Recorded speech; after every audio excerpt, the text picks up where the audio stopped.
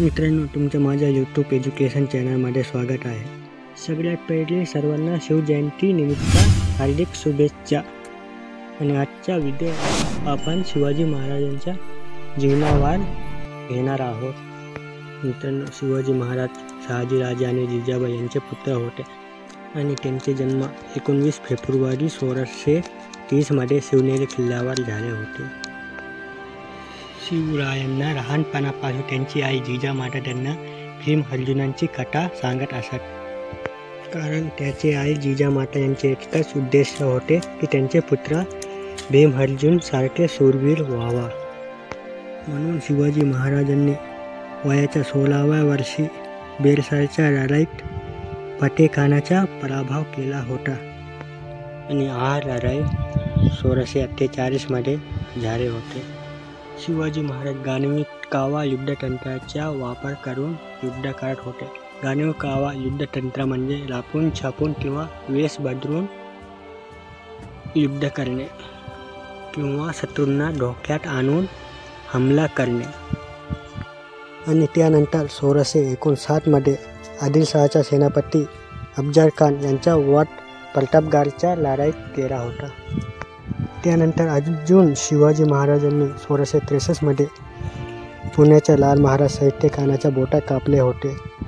हा साहित्यखान आदिलशहाचा सेनापती होता आणि आदिलशाहींनी यांना शिवाजी महाराजांना मारण्यासाठी पाठवले होते। मित्रांनो, शिवाजी महाराजांना स्वराज्य तयार करायचे होते।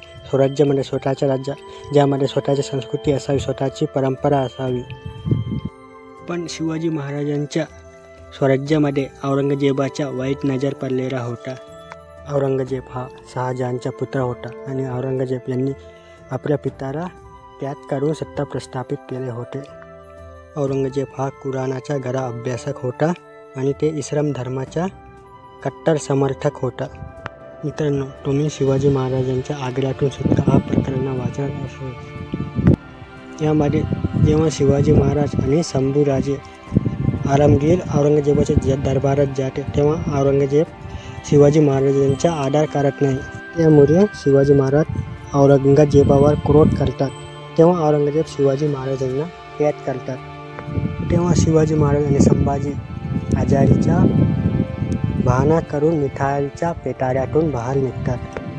औरंगजेबाला दख्खनचा भाग पाहिजे होत्या। तेव्हा शिवाजी महाराजांचे निधन 1680 मध्ये झाले। तेव्हा शिवाजी महाराजांच्या मृत्यूच्या 9 वर्षानंतर औरंगजेबाने छत्रपती संभाजीराजांच्या क्रूरपणे हत्या केली होती। तरी पण त्यांना दख्खन मिळाले नव्हते। राजारामाची पत्नी ताराबाई हा एवढी हुशार होती की त्यांनी औरंगजेबाविरुद्ध योजना करून गानवी कावा युद्धतंत्राचा वापर करून औरंगजेबाला त्रास केले होते आणि शेवटी 1707 मध्ये औरंगजेबाच्या दख्खनच्या स्वप्न पाहत मृत्यू झाले होते। औरंगजेबाला शेवटीपर्यंत दख्खनच्या भागात सत्ता प्रस्थापित करता आले नाही। तर मित्रांनो, व्हिडिओ कसे वाटले मला कमेंटमध्ये नक्की सांगा आणि व्हिडिओला लाईक आणि चॅनलला सबस्क्राईब करा।